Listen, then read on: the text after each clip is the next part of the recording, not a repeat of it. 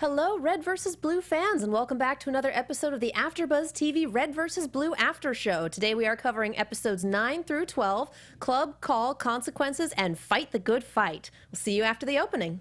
You're tuning into the destination for TV superfan discussion, AFTERBUZZ TV.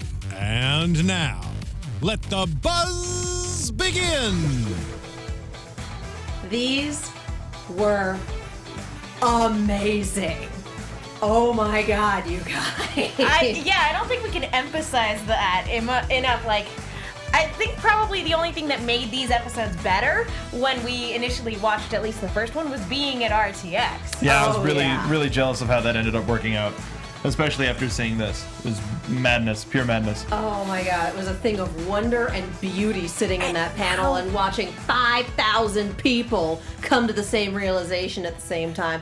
We will get into that in just a moment. Welcome back. We are back with the Red vs. Blue After Show. We are having a wonderful time here tonight. With me, of course, is Mark Donica. Hey, everybody, you can find me on Twitter at Mark B. Donica. That's Mark B. Donica with a B.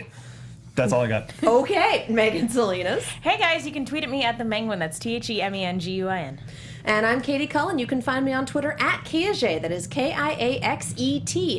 We have the live chat up. We have the hashtag going. It is ABTVRVB. If you've got something fun to say, if you have any commentary or questions, throw them in the live chat, throw them in the hashtags. You may well get a shout out. We got them. This episode, I just, my brain, oh my God, you guys, this is amazing. Is it safe to say that this is the most mind-blowing thing Red vs. Blue has done since they started introducing animation? I would say no. I think the most mind-blowing thing was the fight between Tex and everybody else, which was just the first huge, like, okay, we're getting something different. Or when the car blew through the dam. Yeah, that's what I'm talking about. Yeah. When like the first time they introduced animation, I screamed when that car blew through that wall. So yeah, I my mind hasn't been blown like that since all those years ago when that happened.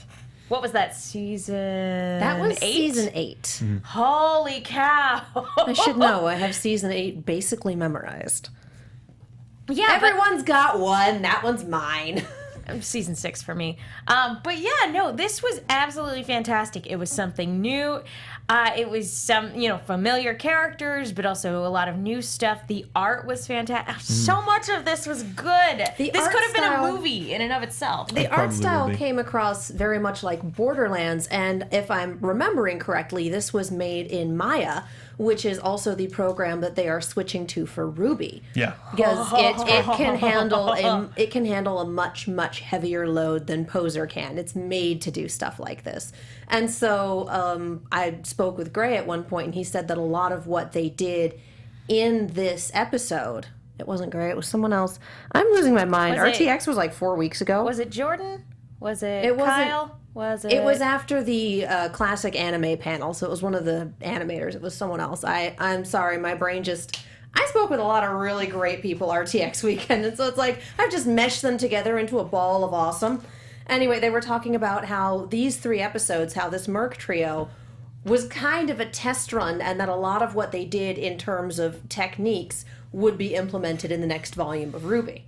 And they also sounds one hell of a test run. Yeah, well, they also mention that the first that club took the longest because of all of the experimentation that they were doing, if I remember correctly, from the Red vs. Blue panel itself. Possibly. That's something that I remember. That's not a detail I remember, but if you remember it, I trust you on that one. Well, I because they cataloged all of the panels, I went back and watched them after the fact, and that's something that I think remember because they for 3 episodes just wrapping on the third one like the 2 weeks before is, I mean, that's crunch time and that's what it's like to be an animator, but still, if they said they started production on Mercs like last year.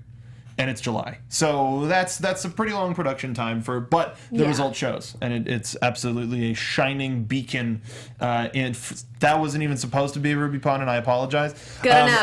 We'll take it. A shining beacon in what this animation department has to offer, and what they have offered, and what they can still do. Yeah, and how skilled and talented and just altogether awesome they are, because this was beautiful. There's no other word for it. This may be the most beautiful thing Red vs. Blue has ever given us. It was visually. so much, Visually. Emotionally, I've got a few other beats I'd like to posit, but visually, this was incredible. Had such a great time with this.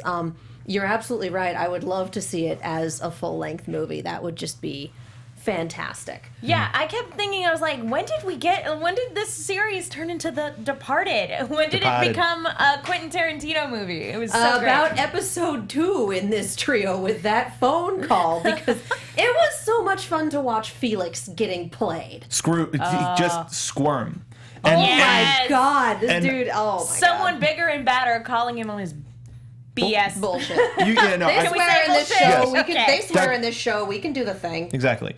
And speaking, I know we're kind of jumping around, but Ruben is one of the most scary villains that the entire series has seen, and we only saw him using his words and influence and his power and influence in his men and the attack on the quarry and at the end of episode 3. Like, I feel like we're just going to be talking about the Merc trilogy and not barely even about the Okay, PSA. you know what? Let's knock out the PSA first then. Okay. So we Yeah, don't tack fight the it on good at the fight. end. So we're gonna talk about Fight the Good Fight for a little bit. And it wasn't my favorite thing that I've ever seen this season. I liked it more than a few other episodes, but it was definitely funny. The detail I could not get over was the blue flag color corrected to be red. And I'm like, no, that's the birds. I have a blue team shirt and that. Okay. Yeah. I very much enjoyed it, and I very much enjoyed seeing the Halo 2 engine come back for a little bit, and even with all of their Logos, the logos patches. that we haven't seen since.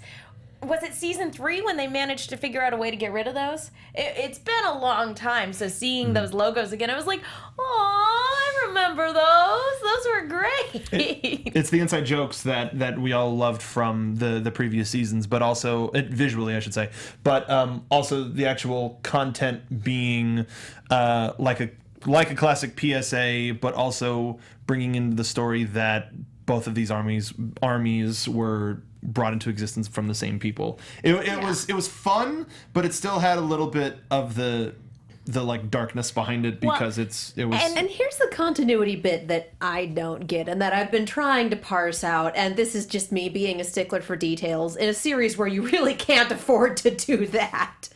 So this is obviously set somewhere between seasons 5 and 6, about, 14 months before season 6? After Griff gets promoted, but prior to everybody getting shipped out. Yeah, and Church says he's been at the base for, 14 months, give or take?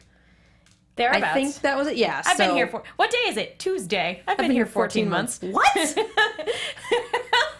Season 6 yourself? Season 6 was a masterpiece, you guys. It's been really, really nice. Yeah. But the fact that they said it then, and we get these fun little details, but we also have, why is Freelancer still making propaganda for this when this is the point where it starts falling apart? Can I point out something? Do it. Having worked for the government, it's not a surprise. Well, I figure it's also something up until the last hour is when you just need to get as many hangers on for a cause as you can. Yeah. How do you have the, you're being investigated? How do you, I don't know. Don't ask me to I was going explain to how say, the this director's might just mind be the works. He's start of the insane. letter correspondence. That's true, too. And it's also, if you're being investigated, that is not the time to do stuff out of the ordinary. So that's when you have to keep up with appearances. You have to keep asking for more numbers. Everything's fine. Everything's fine. Exactly. Everything's normal. And we don't know at what point in the Halo world this is all taking place either. Because what are dates? Well, and again, so we don't know what's going on in the war right The now. one thing that we have for that, and again, this is taking stuff they said in season 1 as canon, as Griff throws out something about, I thought I'd be fighting aliens, and then Master Chief went and blew them all up, and here I am. So we can, and the fact that we have shirts that say Blood Gulch 2552, it's kind of like, okay, if we take that as a tentative starting point, that season 1 is that year, we can kind of, because 2552 is also when Halo 1 takes place. Yeah. So it's still kind of I think the wonky wars- on when we are right now. If the war is not over, then it's ending, because there was talk about after the war. in that letter correspondence, and that's why Freelancer is being investigated, because the war is over and now they have time to do this. And also, we're calling it a PSA, but is it considered a PSA? It's canon. Just because, so it's not a PSA, we're just calling it, like, We're that's just calling it a feels PSA. a lot like Feels a like PSA. one. Okay. But yeah, I really liked going back to this point in time in particular, because Reconstruction was when everything went to hell in a really great way. Season 6 is still my favorite season. But yeah, this whole thing, I get it, but like, again, having worked for the government, it does not surprise me at all. I think you should stop saying that. It's not the best thing to say live on the internet. It was a long time ago that I worked for the government. So everything's declassified. But I'm just saying that when you work for the government, things can move slower than you anticipate. There's a lot of red tape you have to go through. So, I mean, dismantling this particular program, it was probably easier to just keep it running than it was to sit down and dismantle it. Why's it got to I be will red say tape? that my favorite ridiculous detail on this is that the when red Griff sun. had the fold-out magazine, Santa was on the fold-out. Like, I don't know why, but that I loved. Wait, Santa? Santa or- Claus. Santa. Okay, because we have a character named That's Santa, true. so... I straight up Santa Claus was on the fold-out, and then this is something I missed when we were filming the reaction video. Was just that he goes, dibs. Like, oh! It's the international law of dibs. Yup. I'm so happy. So yeah, it was a lot of fun. It was a lot of fun seeing the more classic versions of the characters, of Sarge showing up every time someone said Sergeant. And then just the very last little "we'll fix it in post" bit when they very, very obviously did not. Oh, fix it in post. That's one of the oldest production jokes. I just want to say thank you, RVB Descriptive Audio, for saying everyone working for the government agrees. Thank you. Well, and it just... Apparently the book also has dates. The book has that's a good. timeline.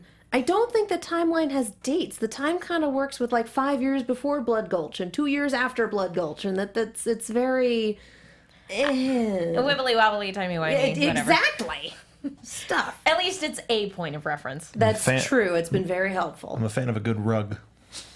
That's all I have to add. But I mean... I have no idea what you're talking about. more like a rug... Never mind. Okay. I Yes, got there you go. it. Yay. Yeah, I think the best thing I've contributed so far is that red tape joke. So I think I'm gonna check out. What can it be, dirty blue tape? It's been a long day, hasn't it? That's been a long year. It's been a long yeah, I think my everything. gain on my mic's a little bit too Yeah, high. I think your mic's going a little crazy. So yes. Does anyone have anything else to say about this PSA?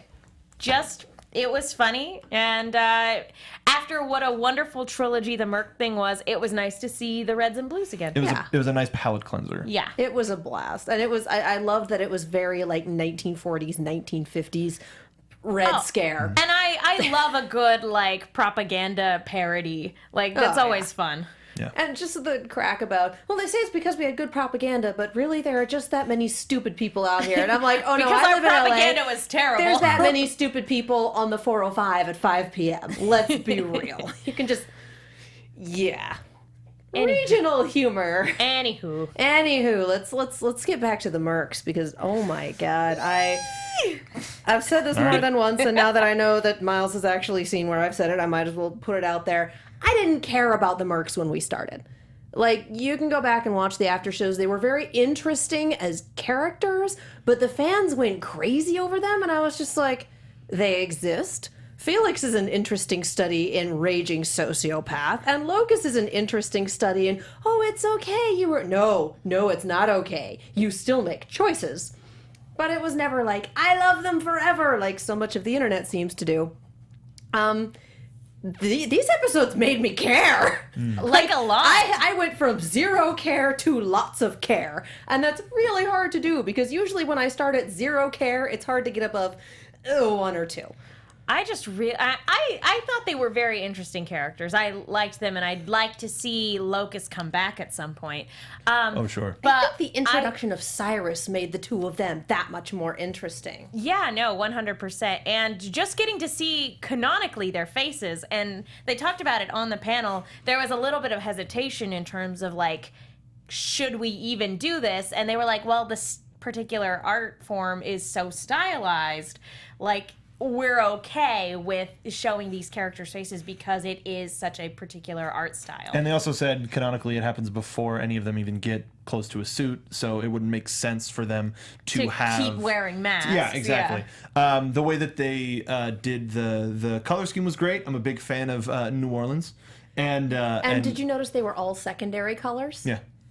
Well, and also speaking to their original appearances, I really liked Felix, but I thought it's a little bit too weird that he seems like an amalgam of all these characters, and so it was like, yeah, he already felt like he didn't belong because we already had that in multiple people. Mm-hmm. So if this is a spoiler, I have no idea why you're watching. So when he turned, I knew there was something wrong about this bastard, and Locust was consistently interesting throughout the entirety of it. Yeah, I think it was Daft Prodigy that phrased it as Locust looks like a brick house built of brick houses, and Felix looks like a single angry pipe cleaner. And that has been my favorite description because it's so true. I love the body type differences. I love the fact that 2 out of 3 of the Mercs in this trilogy are people of color. Who's Asian. And Locust is Hispanic, it looks like. His last name is Ortiz. Ortiz, yeah. That's awesome. And then, it was just, and their body types are so completely different too. Cyrus is a freaking cyborg, like Ironwood. Robot leg. So robot legs. It was the coolest thing. And then, just seeing how big Locust actually is out of that suit, because everybody looks like they're the same height when because in the game engine. But it was so cool to see the height differential between him and Felix when, further on down the road for them, the power differential is so, skewed in the opposite way. And the fact that Locust still wears a mask. He wears the makeup to cover up the scar. Still shows that he has a lot to hide, and we haven't even scratched the surface of who this character is. Well, and see, I looked at the makeup thing from a very practical standpoint because you have a big X-shaped scar across your face. I'm like, no, I watched Rurouni Kenshin in high school. That is an identifying mark that is really hard to hide. So if you're going undercover and you don't want people to know who you are, it makes sense to be like, let's just cover that up. Let's do that. That works. You can have a couple meetings. Well, I like it. Yes. But I definitely looked at it from a very practical standpoint. Well, his insistence on code name, I mean, you can't, definitely the practical standpoint, of course, he's a pragmatist. But something else is that you can look at it as he's got a lot to hide, because one thing he keeps falling back on is code names. We need to stick to our code names. So it is both. It's one of those things where it's like that's the practical and that's the more metaphorical aspect of it. You're a great peacekeeper. You're great. You're the great equalizer. Yep. But that's me. Because we have the picture of it, the chills that I got from the initial reveal are consistent. Oh my god! Every time you watch it, not just the color, but the markings with the lasers is just one of the coolest things that animation has done without any dialogue. I'd say that is the best frame shot that we have this season, and just sitting at RTX, having them show this, because this is the spot where most people figured out, oh my god, they're the Mercs. This is where they made it real obvious. Yeah, if you guys are listening on iTunes, switch it over to YouTube real quick. Yeah, and just hearing the room erupt into screams once everyone cottoned on as to what was happening was a thing of wonder and beauty. That one framed shot was just... I would argue that the shot of Griff, the minifigure Griff with the empty plate after he ate the pizza, is the greatest shot of the season so far. But agree to disagree. Agree to disagree. That's fine.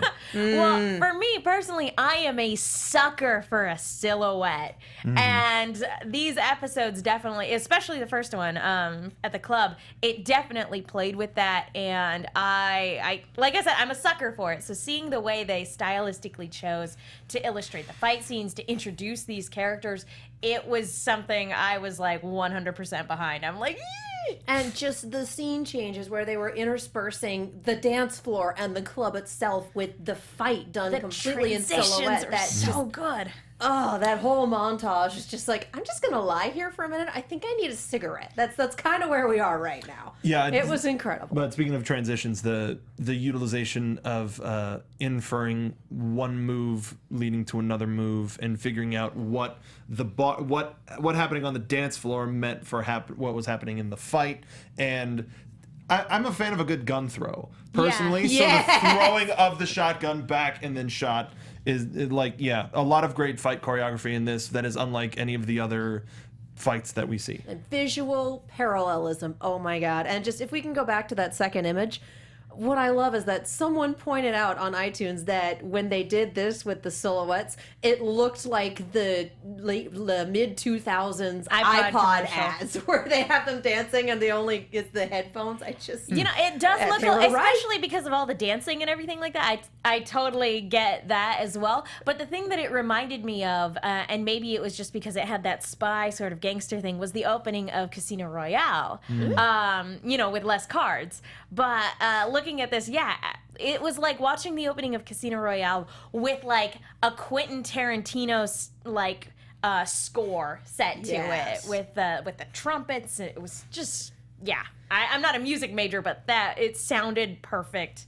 All of these elements came together wonderfully. And if we're talking about visual glory, I took a screen cap of the one other shot that I wanted to show off that I thought was incredible for a completely different reason. We're looking at episode 3, and just the blood spatter on the window framing Felix and what we know is Gabriel's dead body is just, this is so good. Look at that color rule of composition, the thirds. framing, the everything. See, Megan is the one that speaks film language. I don't even speak this language, and I can sit here and go, "Oh my God." Yeah, if you guys know what rule of thirds is, this shot definitely has that in spades. It looks like a Renaissance painting. Like you could overlay that proportional spiral, and it would just be Someone please do that. Someone, the spiral, the golden ratio. Someone overlay that on here and see if it matches, because it looks like it does. I'll go one further. Make that a tapestry. Ooh. We'll see it next year at RTX, because that's about how long it'll take. I just want to see if the golden ratio matches on this one. Like I feel like it might. But that's me. This is an incredible shot of, again, one of the creepiest villains we've had so far. I'm still gonna put the Meta as my number one villain. Oh, Meta for sure. Partially because I'm a diehard, and partially because I haven't come across another villain in media where they start playing the theme and I sit there feeling really uncomfortable, like someone's gonna die. That's because the Meta has the best theme. Oh my God, yes. It's just the way it is. I think the issue, one of the best storytelling things that we had is we got to see both Felix and Locus in a way that as protagonists, unlike a way that we've seen, but we got a chance to really root for them and see how powerful they were and their strength in their team, no matter whether there was miscommunications or not, flashbangs regardless, and then that Felix immediately getting turned on its ear in the second episode when they make the call to Ruben. Yeah, it's so fascinating. Fucking idiot. Oh my God. I wrote down so many things. I definitely wrote down the blonde bisexual bridesmaid thing because, oh my God, Felix. That is the unicorn of club girls. Oh my God, Felix. Everyone knows you're gay for Locust. Shut up. But it was, again, it's something, it humanizes them a lot. And we have it with the opening narration of, like, they didn't just become what they were overnight, but at the same time, you can totally see all of the seeds planted for their future relationship dynamics, because we've got Felix, even though I feel like he's more sincere here than he is later on down the road, he's still very manipulative, and he still has that classic sociopath of, like, we do this, and it's ultimately good, and we reunite a family, and everybody wins, guys. You're not thinking about it pragmatically. He's still a really good, like, spin guy. He is is fantastic. He's a horrifying spin doctor, but he's quite good at it. And I feel like this takes place after the war, because there was talk about how Cyrus found Locus and Felix, like, as a pair, and Felix continually referencing that Locus is broken. You said the C word, therapy, I guess. Your broken brain. That broken brain. Hammering that home. Fucking brain of yours. I have the opposite of what you said. Yeah, I have a hard time believing that this was before the war in any capacity. Yeah, of course not. No, not at all, because we know when Locust was broken. We but got to see that in full color. Talking about Cyrus, though, I have a theory, and maybe it's too early to talk about theories. Is it too early to talk about? Yeah, go ahead. No, Start it's it not now. too early. We'll bring it back. But in the opening narration, it's talking. I feel like it's a little bit of a misdirect because it's talking about like if you could go back in time and kill Hitler, would you do it when he's just a young starving painter who just wanted to paint? Could you do it? Could you murder him in cold blood? And I feel like out of the three of them, Locust and Felix are already, well on their way down that path. And objectively, Wu is the best of them. He is the one with a family. He is the one with a conscience. He is the one who's like, we set out to do good, and he brought their little team together.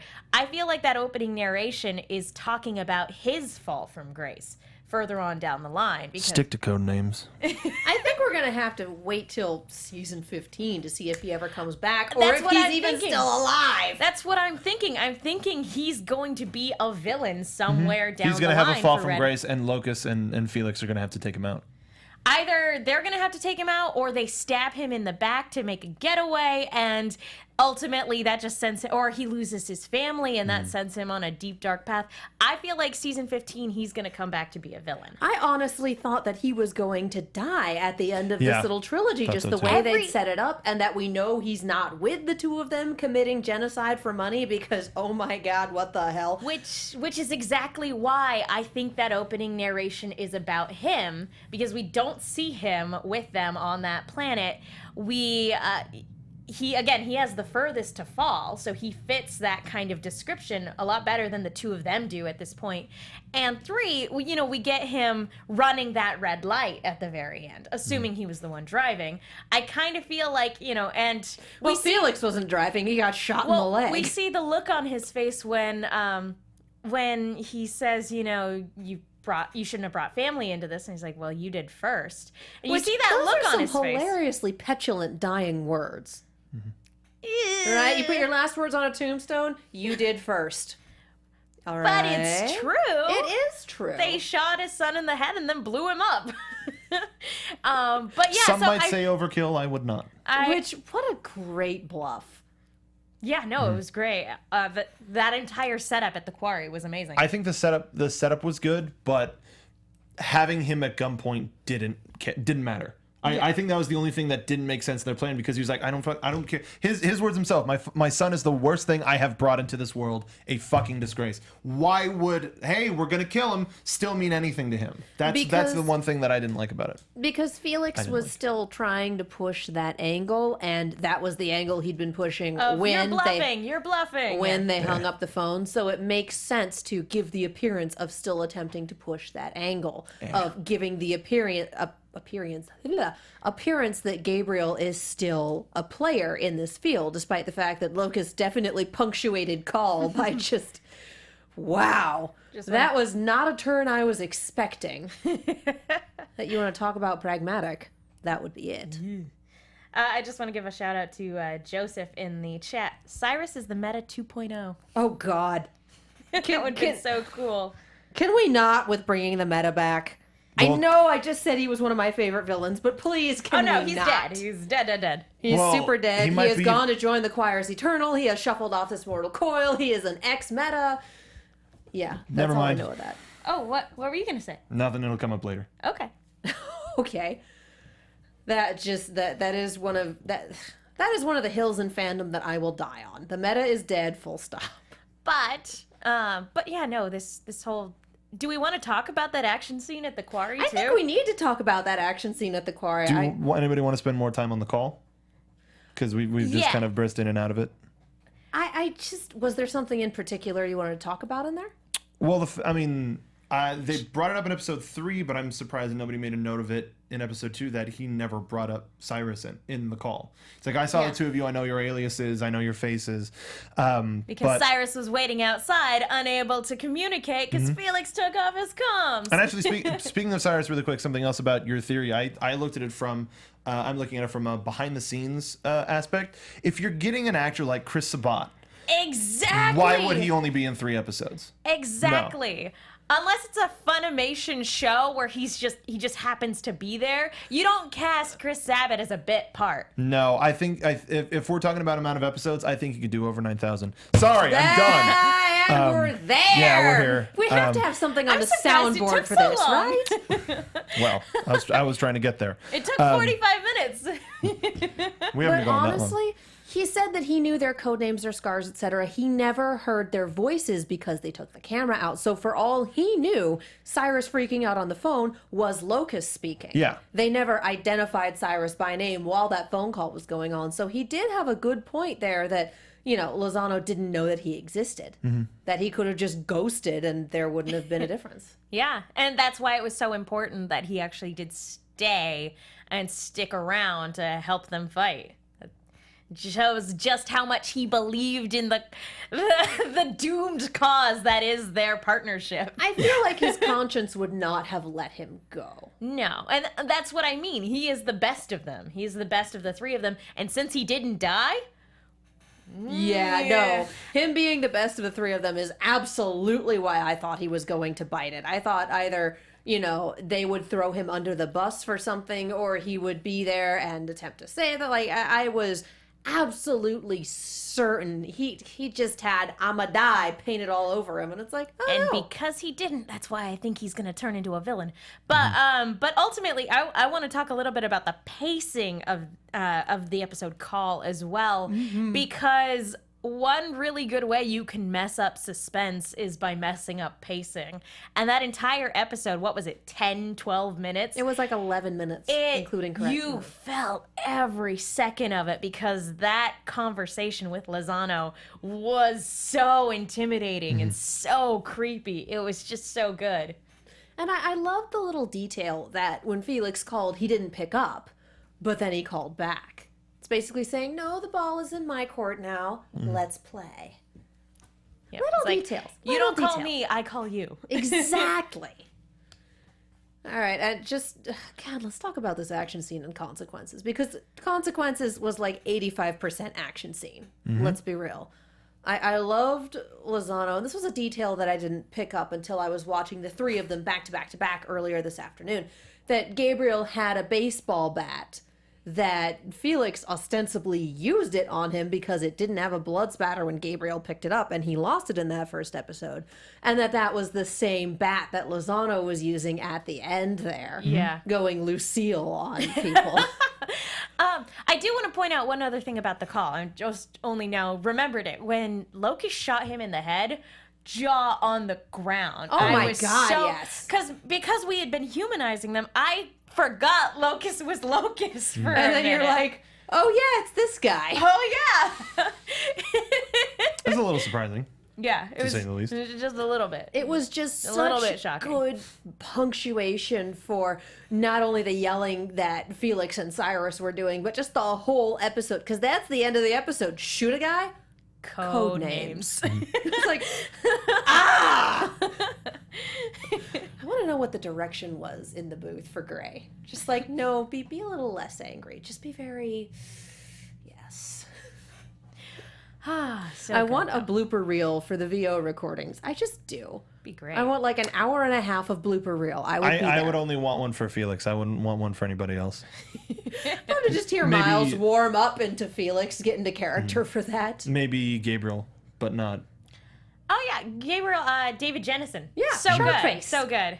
Yeah, for those of you guys who didn't know, he did a And really you can great watch, job. You can watch that interview on AfterBuzz TV. Go look it up. That came out, right? Yep. Okay. Oh, Oh yeah, wow. I mean, I know it was a long time while ago, but I don't. Oh, but I we know it was also interviewed pre-recorded. him at RTX, so go check that out and look up more about his awesome game. It's super cool. Plugs. Plugs. I loved Consequences. I loved the start of it, of just being, very quiet at the beginning, and then Felix making awful jokes that we're not sure if it was an attempt at levity or just being an asshole because he's Felix. But hey, there's a pileup on the 34, so that'll give us some time if we just want to kill ourselves. Like, oh my God. And it shows that ultimately this partnership is not going to last because even though Cyrus does stick around to help them, they turned on each other really quick. It did not take much for Felix to start pointing a gun at Cyrus. But I feel like Cyrus and Locust almost have an understanding. Cyrus and Locust? Yeah. Ah.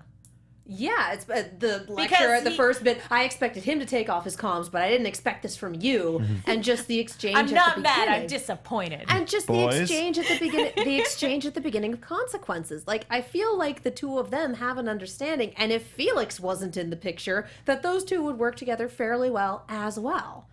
Like I feel like that could be a really interesting partnership to explore. Nice house, picket fence, yeah. Full 10. Why not? Locust just kind of becomes the uncle to Cyrus's ostensible kids. Who says may that he's or may not exist. already? Who says that he's not already? We don't know the family life. Yeah. Because then you'd Uncle have to, Sam. Because then you'd have to bring Uncle Felix, and nobody wants Uncle Felix around the children. But That's a problem. that becomes a talking point. Was like, how come he got to come over for Thanksgiving and I didn't? And then Because there's the more last tension. time you came over for dinner, you used your combat knife at the table, and to Megan carve was sad. the turkey. Speaking of that, did anybody notice how terrible of a shot he was with his knife? Yes, I was so That happy. works too. He probably spent hours and hours and hours practicing it after things like that happened. Yup. That made me laugh, and then getting shot in the leg again Well, for like the didn't he- fourth time in 4 seasons. But didn't he mention that? Didn't he after Always the Locust shot him? leg or Yeah, something. yeah, something. Why in is the, it always the leg? Something like that, yeah. But I really loved how this episode was able to bring it back to action and levity after such an intense, episode with Call. Like, Call it didn't raised the stakes. It really did, but it didn't take long into consequences before it was like, hey, you remember that awesome, fun fight from Club? Yeah, we're gonna do that again. Only less dance music, but it's still gonna be awesome. And the sniping, the dynamite, they really did have everything set up. They just had a big trap set, and they were like, come on in. Yeah, if Let's we have didn't fun. already know these characters, like if this is the first time we were ever introduced to them, I would assume they are the good guys, or at least like the anti-hero, Suicide Squad sort of fellows. And that they would be our heroes for an hour-and-a-half long movie. Does that make Cyrus their Amanda Waller? I don't know. No, because Cyrus has morals. No, but they would have. Wouldn't Amanda Waller be the person that brought them together, who we haven't met yet? They did say that Cyrus was the one that found the two of them and proposed this little arrangement. Oh, how romantic. That's so nice. Hey, all right, OT3. Anyway. I also just want to point out that Cyrus's wife, her name is Megan, and it always bothers me when characters named Megan just happen to be in trouble. That just makes me generally feel uncomfortable. I'm like, I don't like that. Name them something else, please. It's that I had that moment during Voltron. Oh, it's Katie. What? Is that a spoiler? Please, no. Hush. Oh, Pidge's Yeah, girlfriend. So, yeah. That's right, Pidge's girlfriend. Okay. Yeah. Yeah. So yeah, it's kind of hard to recap nothing but a straight action scene because let's talk about all the punching and kicking that occurred. Just robot legs and awesomeness. And putting the construction equipment to good use. Oh my god. That was amazing. And speaking of robot legs, putting a good word, a good side for robot legs as opposed to Mercury. So we get a good side of what the positive of robotic limbs can be as opposed to the bad Well, side. I thought Ironwood was a positive true. example as well. So we've got 2 positive examples and 1 negative example. Shame on you, Mercury. It's basically, and then there's this asshole. Yeah. I Pretty feel like much. there's always This- one. Is that it's Mercury's autobiography? And then there's this and so Accurate. I'd read it. on. Yeah. I would read that book. I'd put that on my Kindle. I did like the detail that it was Cyrus that wound up near the limo going after Lozano, and that Lozano turned the tables on the one guy that he hadn't known was actually there. But he stuck around. Like that's what I thought was interesting. And again, I was absolutely certain he was gonna bite it. Yeah, and you have to, obviously, that's what everybody was expecting because we don't see him later on down the line. So well done on this little trilogy for being able to sort of play with those expectations and flip it around a little bit on its head. Agreed. Oh, that was a much happier ending than I was ever expecting. Nature is so fucking cliche. That made me very happy. Just because, everyone was thinking it like, oh, the danger's over and now the sun rises. Oh, you're not wrong. And then just pawning the Hummer. Because let's face it, Hummer limos are one of the most classless things you can possibly do with that amount of money. They're terrible. They're just terrible. And I just sort of picture, because I'm a big fan of like bounty hunter stories, like Cowboy Bebop and Outlaw Star, where they're like constantly having to scrape by. And when it comes to like equipment costs versus the bounty that they pull in, it's still like, oh, we're still poor. And Cyrus not wanting to get a traffic ticket because money is tight. So I really liked when they drove off into the sunrise with the car and, after their equipment costs, they're probably not. It's like probably $5 a piece. Yay, that was a good night's work. What are we doing for tomorrow night? Well, they got paid, rich, and experience. That's what it was. Rosina, experience will kill you. Rosina18 in chat says, Simmons is technically part robot as well. That's true. So we do have that, albeit much less of a badass example. Yeah. I feel like he's barely on the scale at that point. Anyway, he's on some sort of a scale. Do we have any final notes on consequences? Just gonna hammer it home. I really think Cyrus is gonna be a villain. Season 15. I think this is a prologue for season 15 in some way. Oh, yeah. So maybe Cyrus, coming off, it will be built into a villain. Maybe not start off as one, but...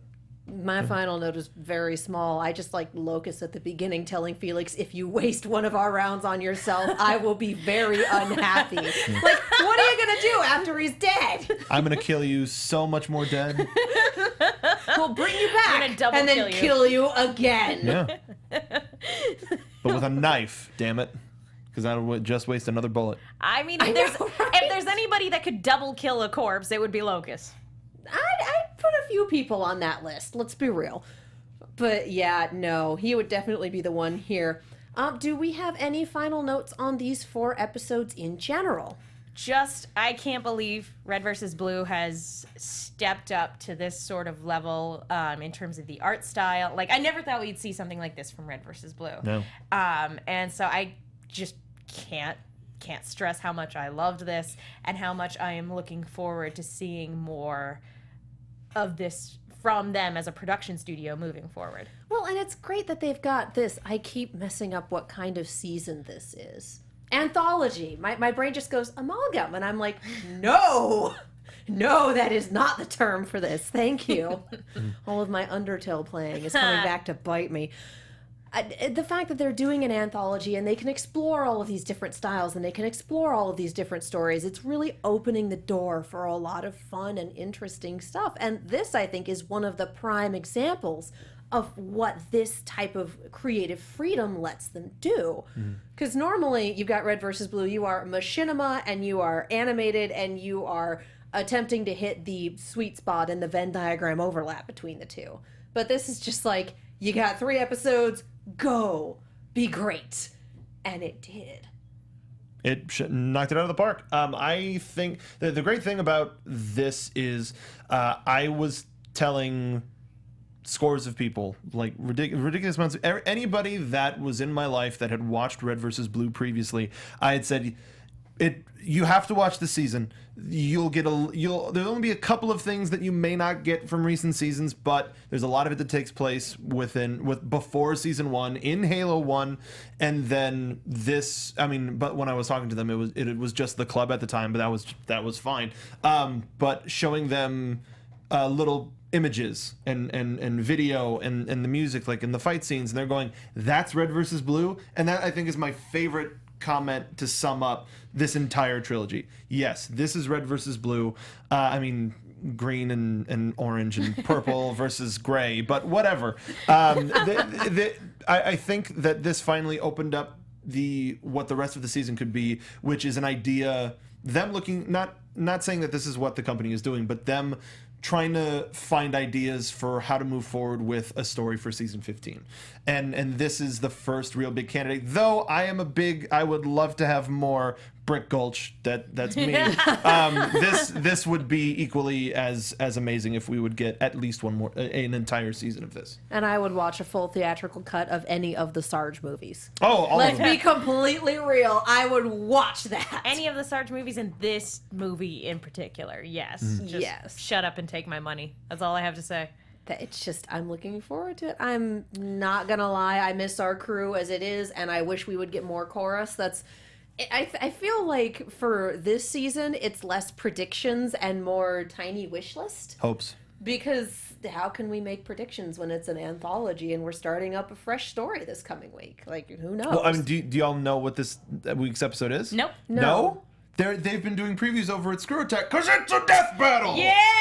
We got on one side, we've got Carolina taking on the meta. Okay, Which so is why that when you brought up does the count meta, as I was the- like, how okay. does nobody, like, the meta's coming, like, quote unquote, coming back, but it's going to be a straight up knockout, drag out fight between Carolina and the meta. I cannot wait. Okay, that makes all of the sense. Yep. Now, it's funny because I And you get definitely to see it have my early if you're a sponsor. If you're a Except firstie. we go by first now. I definitely have my money on Carolina, but it also kind of depends on when in the timeline they're both being pulled from. That's And this important- is where we get really super nerdy because important. when are they pulling them from? Because if it's at the end of season 10, obviously we had this battle play out, but boy, were there ever extenuating circumstances. Nerd! Are we talking about the meta at the end of season 6, or are we talking about season 8 in Carolina? Are we talking about after chorus, or are we talking about middle of season Does the 10? meta Where have are we Sigma? going? Exactly. Carolina does have Epsilon.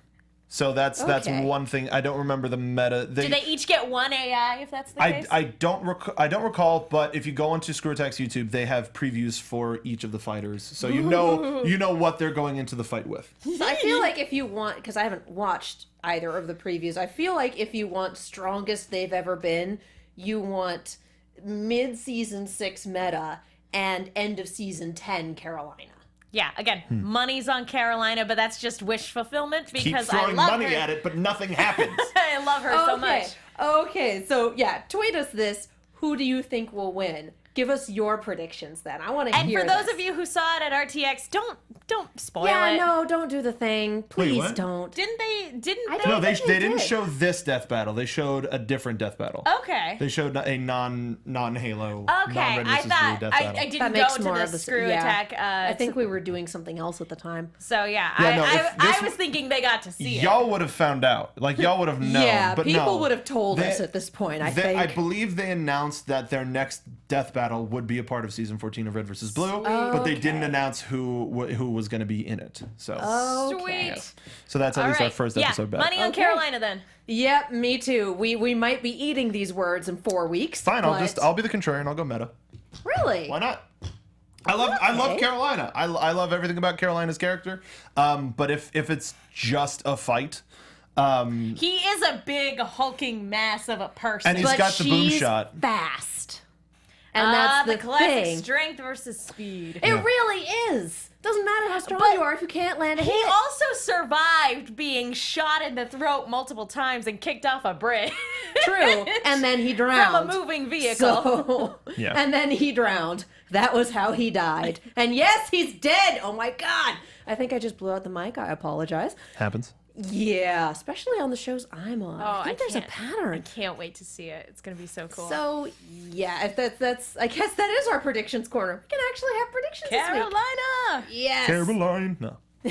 Sweet. So, I'm going to take a minute to talk to you guys about iTunes. Thank you so much to everyone who has reviewed. We adore you. You are lovely human beings. If you want this show to stay on the air, if you want us to keep recapping the crazy, wonderful season that this has been, best thing you can do, go to iTunes, find our podcast, Red vs. Blue AfterBuzz TV After Show.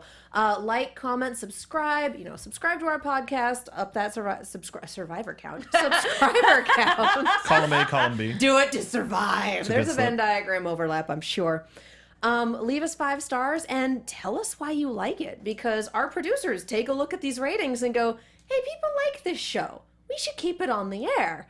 And I mean, the Red versus Blue motto is as long as people keep watching it, we'll keep making it. So as long as you guys still like the show and tell the producers that you like it, we'll still be here. Also, if you leave a review, you get a shout out on the podcast because we love you.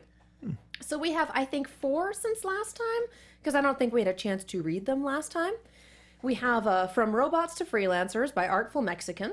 When I found out you guys do an RVB after show, I had to immediately follow. You guys put so much thought into this and bring up awesome theories and headcanons. Keep up the good work, and I can't wait.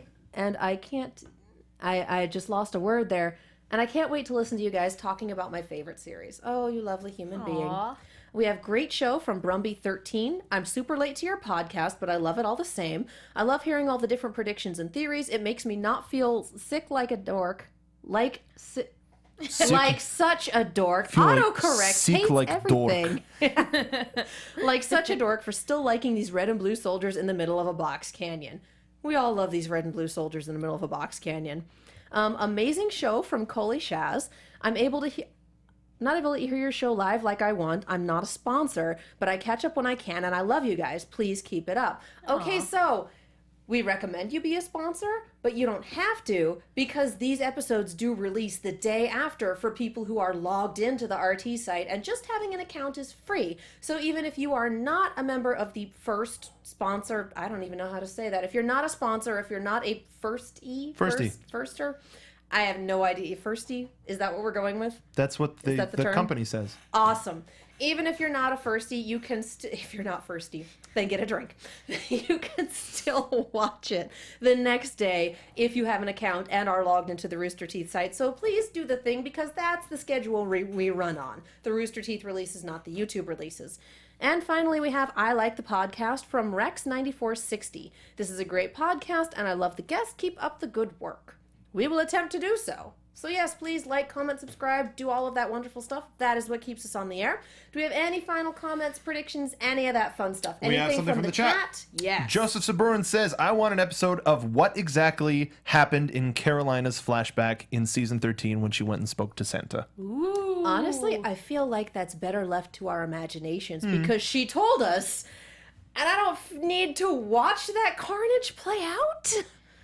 Ouch. Feelings inside. I mean, she straight up told us what happened in there, and I feel like that's a thing that we can fill in with our imaginations, and it would be worse than anything they could ever show us. She didn't tell us. Like, we caught the very beginning of it, and then it cut away, and she's like, I don't want to talk about it. No, didn't she say I watched them all die? I feel like that was a thing that occurred. Either way, it doesn't seem humanly possible. So yeah, let's move past it. Would be but it sounds fun and interesting, and also cool. very painful. All right, thank you guys so much for watching. We got a wrap. We will see you in 4 weeks' time. In the meantime, Mark, where can the people find you? 4 weeks? We're going to see them in 2 weeks' time for the Camp After Show. Yay! Which you can find. We did our first episode with Elizabeth Maxwell. An absolute amazing episode. We had a lot of fun. We have camp activities. You should draw yourself as a camper, and tell us what sort of camp you would be involved in. We've already had amazing submissions. Such good fan art, guys. You can follow me on Twitter at Mark Donica, but you can follow all of us at ABTV Rooster Team. We retweet all of that. Any Rooster Teeth news, we tweet out that as much as possible. But yes, follow us there. Check out all of our interviews from RTX if you haven't yet. Still a lot of fun, as well as our interviews from Comic-Con, Steven Universe, Teenage Mutant Ninja Turtles, Scooby-Doo, Curse of the Speed Demon. Yeah, whole bunch of great stuff. Popcorn Talk, AfterBuzz. It's great. Check it out. Thank you for watching. All that jazz. I'm Megan. You guys can follow me on Twitter and Instagram at TheMengua. That's TheMengua. And I am also on a bunch of shows here at AfterBuzz, and I write articles for The Movie Chick. That's Chick with 2 Ks. Be sure to check those out. And I'm Katie Cullen. You can find me on Twitter, Tumblr, Instagram, and YouTube at Kiaxet. That's Kiaxet. I'm also on Snapchat at Kia Prime. You will see me and Megan back here tomorrow night at 10 p.m. for the Voltron Legendary Defender After Show. We are starting that up. It's gonna be a blast. You should come. It will be amazing. Steven Universe is also back on. We are doing that Mondays at 10 p.m. until they stop airing episodes again, because what is a consistent airing schedule? We just don't know. Tune in for those. They are super fun. Thank you guys so much for watching. We will see you next time. From executive producers Maria Menounos, Kevin Undergaro, Phil Svitek, and the entire AfterBuzz TV staff, we would like to thank you for listening to the AfterBuzz TV network. To watch or listen to other after shows and post comments or questions, be sure to visit AfterBuzzTV.com. I'm Sir Richard Wentworth, and this has been a presentation of AfterBuzz TV. Stick to code names.